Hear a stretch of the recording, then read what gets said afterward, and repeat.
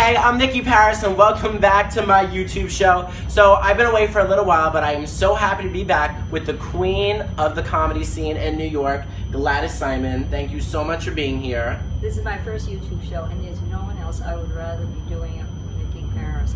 I love Nicky more than I even love my dog, all right? And I paid her to say that. No, and I love my dog more than I love anybody. And when I met Nicky, my name is Nicky. Mickey. Was it Nicky? Or it's Nicky, yeah, right, okay. With an N, Nicky, like Nigeria. Nicky, there was an instant chemistry. There was like somebody that... It's like when Ellen met Portia, or Oprah met Gail. Yeah, well, their relationships aren't so great, but Right. ours is. Right, for and sure. And we'll stay that way forever. Yes. Okay, because I'm planning on adopting you because you asked me how you could get my apartment. All right? I live in a luxury building in a 3-bedroom with a terrace for $1,659, and everybody wants that apartment. So the only way you're going to get it, Nicky, is I have to adopt you. You know, everybody wants... Gladys is trying to fuck. You have, which I think that I look for men. I was like into thighs and legs. I have great legs. I really do. I saw them, and that to me is a turn on. So what I want to ask you is, if you're single in New York City, where do you think is the best place to find men? Besides your bedroom. No, where the best place to find men? Well, they're all over the city. You can meet a man anywhere in a supermarket. Yeah, but I don't want to meet somebody with like one tooth that works at Burger King. No, like, people how do I meet somebody who's like husband material? Then you've got to do the dating, and I don't believe in the Tinder or the what's the gay one? Grindr, because it's really too quick. Aren't you on Grindr? No, I was because I was doing it for my gay writing partner to try to help him meet somebody, but now that's a friend. No, but he told me that everybody he meets, all they want is sex. But when it's true. I feel like in this day and age, we're in a time where people just want sex, which is really upsetting. But that's okay, because you have to find somebody that just wants sex. But most people... But when you were dating and you were my age, did you just want sex? No, I just want... You hesitated. No, what a whore. No, I think I like players, but I think I can convince them that they should get out of the game. Just play with me, because I offered a lot to guys, and I did. She does offer a lot to guys. I got them all the ones I wanted. I got, and when I got to know who they really were, I got rid of them. Next question for you. I want to talk about how lowering your standards. See, me, I'm very obsessed with looks. Looks are so important. As Joan Rivers said, nobody ever put their hand up somebody's skirt looking for a library card. It's all about looks. And, I don't want to be with somebody who's ugly. And I think that's my prerogative. Well, you get who you are. Water seeks its own level. And that's really what it is. Well, I think I'm okay. However, I have never been in a relationship, so clearly I'm not. I'm trying to talk you into allowing me to mentor you. To find somebody. You're gonna mentor me to find. You're gonna bully me. I want to, and maybe that could be down the line something that we do. That I actually, Gladys Simon, gets you into a relationship and will follow you through. Who is the ideal person you'd see me with? Like, who is like the dream guy you could see me dating? I see you with a very handsome, but not oily. I don't see you. Oily. They're sort of like, you need somebody who adores you. Yeah. You are. Where are you? You're going to be a star. And Star Jones. She needs help too now. But no, you really can meet. It's not, you don't want to, and that's really what's stopping you. And your needs aren't strong enough. When you have needs, like I tell my friends, don't you want to have sex? Don't you want to have somebody touching you? You need to go out. That's a human condition. Being isolated really shows if a person is on their own, it's a disturbance. And I don't care, all you career women are out there, and the women are saying, I don't need anybody. I have my career, I have my job, I'm successful. What do I need a man for? You need a man.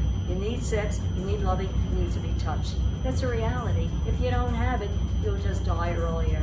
Do you really think that your life is incomplete if you don't? See, I feel like at this day and age, why do you need somebody? Like, why? What about being independent and not needing a man? Why can't you can be independent by finding the right person. I have a husband and I'm very independent because I found somebody that meets my needs. Somebody who will cook for me, Yeah, we know. To This me, one. what's more important? She has him to on me- a leash. She keeps him in a cage and feeds carrots to the he's cracks very in the attractive. fence. Somebody who is back scratching to me is very important. We know. Scratch my back. And, yeah. And sex is very important. I need a good lover. Do you think you're I good need in a bed? lover. Good. Are you kidding? There's a bear shit in the woods. I can see you being a real freak in the sheets. I am so good in bed. But Are you? Absolutely. Do you think it's harder to find love if you're a comedian? Because I feel like when I tell people, I feel like I have to come out of the closet, not as being gay, but as being a comedian. Because when you tell people that you're a comedian, it's weird. Who wants to date a comedian? I wouldn't want to date a comedian. I feel like it makes it harder. I think that... This is going to be good, I can feel I it. do think that dating a comedian is very difficult, and that's why it would be very hard for you, because you really want to find somebody that you're attracted to, that you love, that's good looking. So many comedians are so ugly. And they are. Well, they're getting... Besides us, I mean, we're pretty gorgeous. But you'd have to find somebody... I think we're fuckable. I would fuck you in a second. I mean, I get worried, okay? Wow, now I can die content. But this is what I've been praying for on the rosary. I find you extremely attractive. I really well, do. this This is going to turn into a lesbian porn right on the Upper East Side. I just touched your breast. It's called pedophilia. No. No. Yeah. We're talking about a male comedian, all right?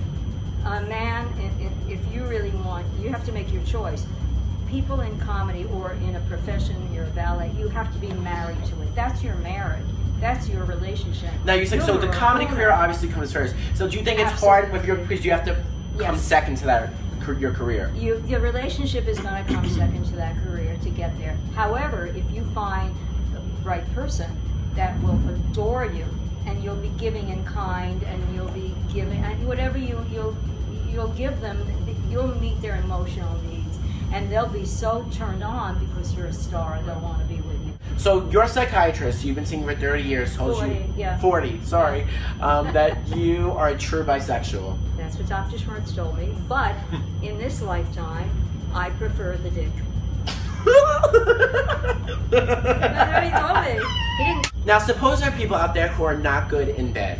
Like, I think I'm okay in bed. For the most part, I really just lay there and I'm just like, when is this gonna be over? I want a grilled cheese.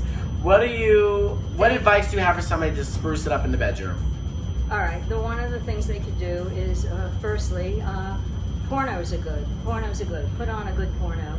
Before anything happens, put on a good porno. No. Like, what do you mean, like amputee porn? No, everybody, I have a list of pornos. I've watched so many. Oh, I don't want to hear that. You really watch porn? I do.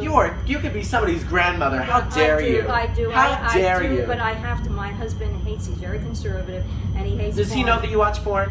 He's asleep, and what I do is I turn on the porn, and I turn off the sound so he doesn't hear it. So you just watch silent porn? I watch while your poor innocent husband is sleeping. I watch silent porn. What's your favorite type of porn to watch? I like porn where there are, I don't like women on women and men on men. I've seen them. No, I don't. What do you mean? What are you into? Women on donkey? With a vulnerable, sexy, I like women with big boobs, like maybe one or two, and then the guy taking advantage of them. What? Yeah, I do. I don't want to know the side of you. I do. If you're watching this, don't do what she's doing, okay? You go out and you read a fucking book. No. You read a book. No. Get a Kindle. No. Read a Nook. Don't watch silent porn. But what a woman must do to be good in bed, number one, most women at a certain age, they develop sexual feelings, and they wind up masturbating too much. My friend called me up. Wait, did you have a masturbation problem back in the day? I had none. It was Thank God. much fun, and masturbation is fun. You can't be embarrassed. It's a normal thing. Everybody does it. And I have friends who do it too much, and I said, you're involved with yourself. You've got to give that up and try to find a human being, to have a relationship with. And I think that sex is important, and you should be very giving if you love the person. You find out what the person wants and what pleases them, and you do it. Right. And of course, if the person wants to pee on you and you don't want you cannot say that that's okay. Like but that's wrong. It's okay. That is wrong. You should not let anybody pee on you. That is wrong. Everybody is different. If you can find Would you ever let a guy pee on you? Yeah, Please say no. I Please, would. I'm begging you. I would. If you wanted to pee on me. I don't want to pee on you because I'm a normal person. But if you did it, that's not such a terrible thing. It is a terrible thing. Well, I wouldn't want if anybody ever peed on me, No. let me tell you, get me a chainsaw. But some people I don't want to be tied up. I don't want to be tied up. See, I don't do. This is why I'm single, and I'll tell you why. I don't do any of these things. The most crazy thing I do in bed is they take me to dinner after. No, that's the craziest thing I do in bed. No, you got to get a hold of yourself, okay? No. You got to get no. Why do they? But why is that wrong for being? You know. You have See, to, I'm very Italian. I'm very conservative. Where I grew up, you know, we didn't even talk about sex when I was growing up. And that no. When I found out what sex was, I cried. I thought that you roll around on top of each other naked. When I realized that there was body parts that go into one another, I screamed. Well, I felt the same way. When I was growing up, I didn't know about sex, and I thought when you slept with a person in bed, you fell asleep, and I didn't know. That's what I do during sex now. I had no idea until I was actually in my late 20s, and that's really the truth. You're single because you want to be, and there's a part of you that still doesn't feel good enough about yourself to feel that you can get someone to love you who is nice looking, very good looking, very everything you want. I think you can get everything you want if you accept that you still don't feel good enough about yourself.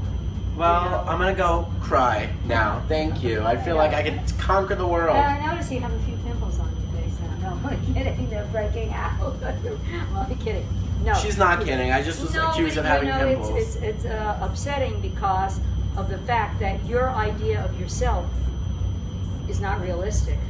What's realistic is the way I see you, and you see yourself in your own world. So part of you is not in the real world.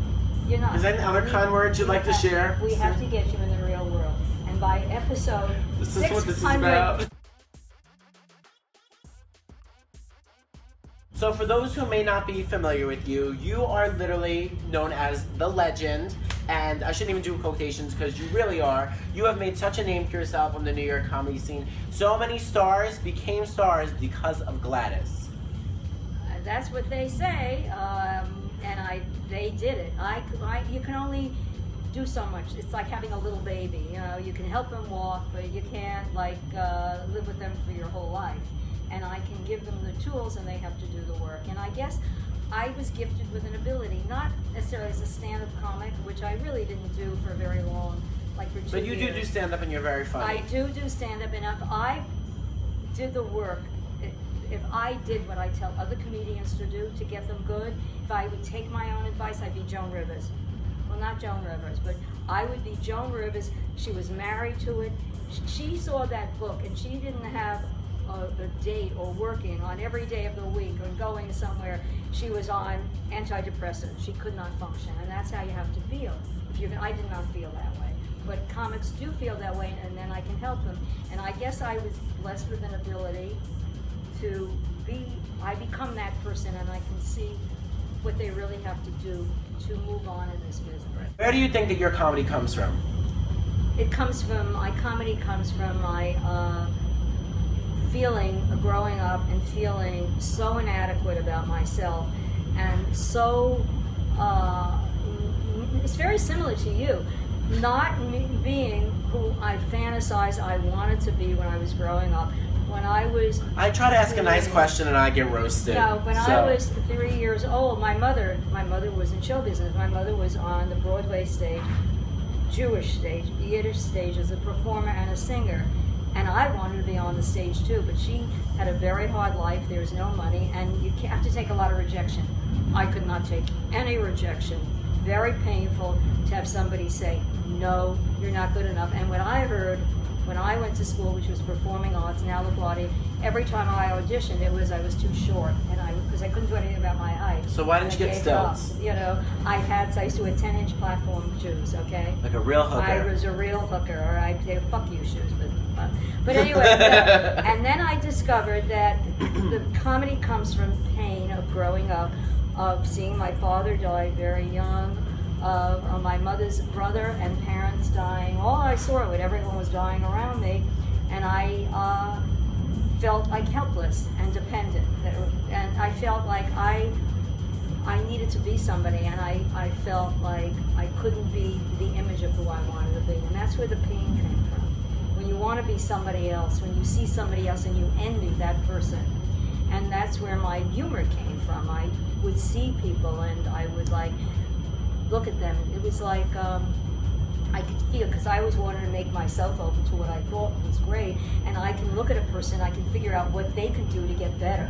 And I have that gift. It was a gift. So, I mean, so many people have become successful because of you. I could honestly say so many comedians would not be who they are today without you. Well, maybe it's because I had this need to be loved and not get anything. People would go, you didn't make any money with them, you couldn't manage them. And no, because then if I took something from them, I would feel like not great. I always had, my shrink said I had this goddess complex. You do have a goddess complex. It's horrible. I have to open the door for her when she gets out of my car. But it isn't that kind. I never really felt that good about myself, and that's where it comes from. And then when people don't feel good about themselves, but people see them as feeling good about themselves, it's sort of like you would look, this is really going back 1,000 years, but Marilyn Monroe, who was a goddess, who was gorgeous, and they say she killed herself. I think people killed her. But you could be beautiful on the outside, but for whatever reason, if you feel like a piece of shit inside, you're going to be miserable. And so what made me feel better was I made a lot of money in the music business as an agent and as a writer. When I was 21, I was making in the 6 figures. And I was miserable because I was doing it for other people. But the comedy gave me something. I got up there and I bombed. I was so terrible, but I wrote my own joke, and it was me with me. And then I learned about myself, and I learned about other people. And that's how I can help other people, by being giving to them what I never got at home, which was motivation. My mother told me, you can't do it. I was too short. I didn't want to be a ballerina dancer. My thighs stuck together. My ass was too big. All promising things from my mother. Right. But I think that I have that feeling for people. I sort of get in their body. I can feel for what they can do. Not everybody can be a star, but certainly people can work on getting better. Right. And having a relationship. You cannot do this business alone. No one can be in this business without somebody supporting them. And that's why I feel that by next week you will have somebody in your life. Find me on Plenty of Fish. No. I'm just kidding. I'm just kidding. I'm just kidding. You know, as fellow comedians, I think, you know, that we're so lucky to have the stage. And a lot of people don't realize like how therapeutic it is to just know to go up there and just feel loved and, you know, feel accepted and just feel like you mean something to somebody. But that's a fantasy, because you really don't mean anything to anybody. I don't want to bring you down. It's just in a moment. They have no idea who you really are. You're up there and you're a fantasy to the person, but what you're getting out of them and what they're getting at the same time. You know, there's a song, Forget Your Troubles, Come On, Yes. Get Happy. People come into the audience and they want to laugh. They give up their problems, and what you do is you give up your problems. And when you are talking and they are laughing, it is like an orgasm. It is better than an orgasm. It is better than an orgasm. So you don't feel like your comedy's ever touched somebody? Because sometimes, you know, my problem that you always tell me is that, you know, I think I mean a lot more to people than I really do. Yeah, people. All right. People love you, but they have their lives, and they go home, they're not thinking about you, all right? And I know you would like a Nicky Paris doll, and they would take it home, and they would sleep with the Nicky Paris doll under their pillow and be thinking of you every second. I would love that. Yeah, you might like that, but it's not happening. Chris Rock was on the stage at the comic strip, and I left with him one night after he had done a show, and I went up before him. I did 7 minutes, and he said, you better go up before me because I'm going to do an hour. And then I met him outside of the comic strip, and it was raining, and we were looking for a cab, and he said something I'll never forget. He said he was going to the Comedy Cellar, and I was going here to my apartment, and let's get a cab. And he said, you know, Gladys, on the stage, I'm Chris Rock. I'm this big star, Chris Rock. He said hello to me. He said, but out here, I'm just another black man in a cap that can't get a cab. And you're like you're like 4'8", and they don't see you, and we're not going to get a cab. So if you had to give any new comedians some advice, what would you tell them? I would tell them that they should be hard on themselves and really work hard. And I think instead of a lot of comedians, you have to write, you have to keep writing. But I all tell new comedians, in the first 6 months that you're doing comedy, the end of 6 months, you may not have your voice. Your voice is who you are. Your your perception of life, your point of view, how you think. It's many things. It takes a while to get your voice. Some comics get it immediately. I've seen comics, they had it immediately. Jim Gaffigan had it immediately. Jeff Ross had it. Zach Galifianakis, not really. He didn't have the jokes, but he had his jokes were ridiculous. I mean, they were like ridiculous, but he had a charisma. He knew what to do. And in 6 months, at least work on 4 minutes of material that tells something about you, that you know how to deliver at timing and pacing, and you've worked on it, and you can say it like, you know, like when you walk, you don't say left foot, right foot. So it's organic, it's internalized, and you know how to do it. So you go to clubs and you do it all the time. You do the same joke until you got it polished, so that you have a solid act after 6 months. You don't just keep working and writing. And you write your bits. I believe you write a bit that's 1.5 minutes on a topic, and 1.5 minutes should get you to 2 laughs. Could be less, but don't jump around. I saw a comic, she just called me this evening, and she was pretty good. I said, in 6 minutes, you had 69 topics. I couldn't follow you. Right. So you stay on track. Stay on track, and don't listen to other comics that much, and go where there's quality. And I think it's good to have a comedy. I don't believe in all this networking, I have to say. I just say, what do I say to you? You don't have to network, just get good. Get good. You'll be noticed if you get good. People want to find people because you're in it. Comics are in it. Not that somebody's going to find and make you a star. No, you're not going to. You're going to make someone money because it is a business, and you have to get to the point where you're a product, and when your name is put in a paper, people will come. And I don't mean your friends and family. That's good too. You know, it's true. It's all about the money. I hate to say it, I'm not like that, but if a television show doesn't get advertised, it's going to go off the air. And if you're not going to bring people in the rooms, today in comedy, it's a little different. You can't chastise the owners. Yes, it's bringers or whatever, but in order for the rooms to stay open, that's how they have to run it. I'm not a big fan of big bringers, but you can do them as long as you know what you're. And find one person that's in your corner that you can work with, that is better than you. Always look to be better. And you may not have it in you to be a star, but there's a place for you. But everybody who wants to do it wants to be a star, wants to be famous. But at some time, you have to be in reality. It may not happen. Right. And then people don't, and the other advice I give to comics, do not comment about where other people are getting. That they got on Jimmy Fallon or they got on Len, you're better. Once you start thinking of other people like that, you're done. You're done. Just work on yourself. So thank you so much for watching my YouTube show. Gladys, literally, I love you. Truly, I love you so much more. Is this the cutest, the funniest, and I will do everything to help him get what he wants. He wants love and success and power. And I really see you, and I will do it. I want to open for you in Radio City Musical. Gladys. That's my dream. Seriously, this is such a cruel business. I say it all the time. You are one of the most genuine, good-hearted people I've ever met in this business and in life, and I'm so lucky to have a best friend like you. And we have so much fun together. I have the most, people, my friends are all jealous of you. Because, really? Well, a lot of my friends are jealous of you. No, because when we go out, I'm the most. We have a good time. And I have the best. We really, do. And it shows you. Soulmates. Age is only a number. Now we're gonna hook up. I wish mine were lower. So thank you for doing my YouTube show. Literally, so many people, literally, this woman does not get all the credit that she deserves. No. She has made so many people stars, and it is an honor to have Gladys Simon, the legend, on my YouTube show. Is this a face? This is a face. This is a face for radio. I don't want to be. No, I can't say it. I'll see you next week. Hi. Thanks for watching. Nicky and Gladys. We gotta find you somebody next week.